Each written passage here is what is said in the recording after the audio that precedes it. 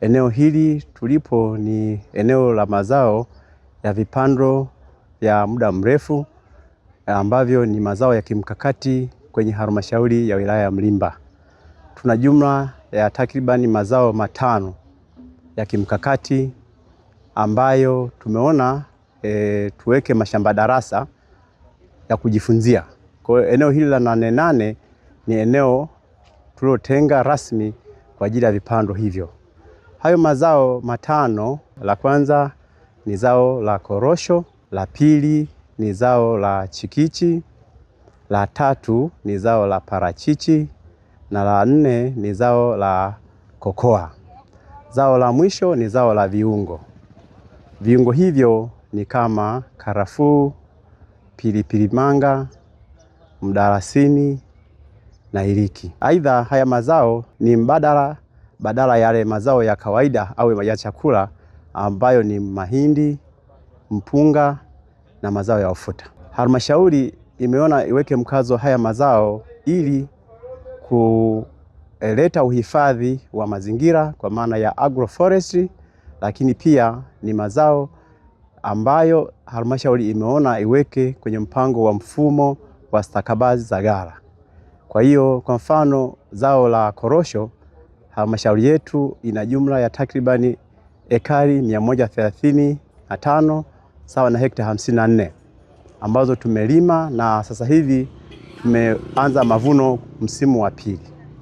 Zao la kokoa tumehamasisha wakulima zaidi ya miche 800,000 tumeshagawa kwa wakulima bure ili waweze kuzalisha na baadaye wauze kwa njia ya mfumo wa stakabadhi za ghala. Tuna jumla ya AMCOS 9 ambazo zinasimamia mfumo wa mauzo kupitia TMX.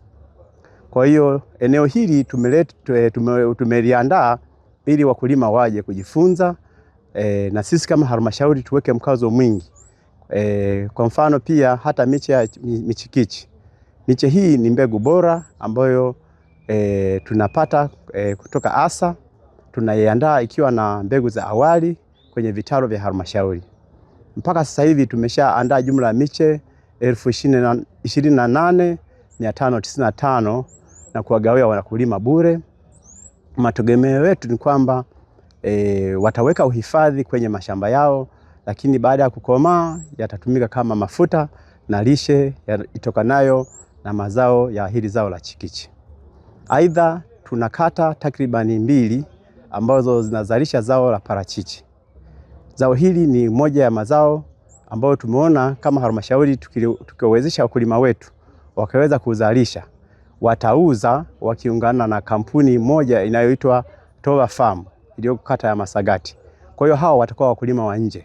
Kata hizo ni kata ya Masagati na kata ya Uchindile. Kwa hiyo hawa tunataka tuwajengee uwezo waweze kuzalisha parachichi kwa wingi. Wakati ule mwekezaji Toa Farm anavyouza, basi tuweze na sisi kuunganisha wakulima wetu kama wakulima wa nje. Tutapata mapato ya halmashauri, lakini pia wakulima wetu watapata faida na kujenga mfano labda nyumba bora na kuwasomesha watoto na maisha ya uchumi wao kwa ujumla. Zao la viungo, tuna kampuni iliyoanza kupanda zao hilo, kampuni ya Irad iliyoko pia kata ya Masagati. Kwa hiyo nasi pia tumeona tuweke nguvu kubwa kuwasaidia wakulima kama wakulima wa nje kulima mazao ya viungo kama karafuu, iliki, mdalasini pamoja na pilipili manga. Nyuma yangu ni shamba la migomba na kama utaona shamba zima tumepanda migomba.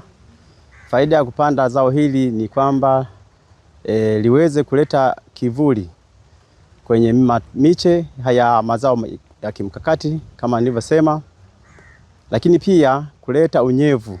Migomba hii ina maji mengi. Kwa hiyo eneo linalozunguka mgomba linakuwa na maji ya kutosha. Lakini pia faida mojawapo ni kupata chakula. Migomba hii inastawi na kuanza mavuno baada ya miezi 9.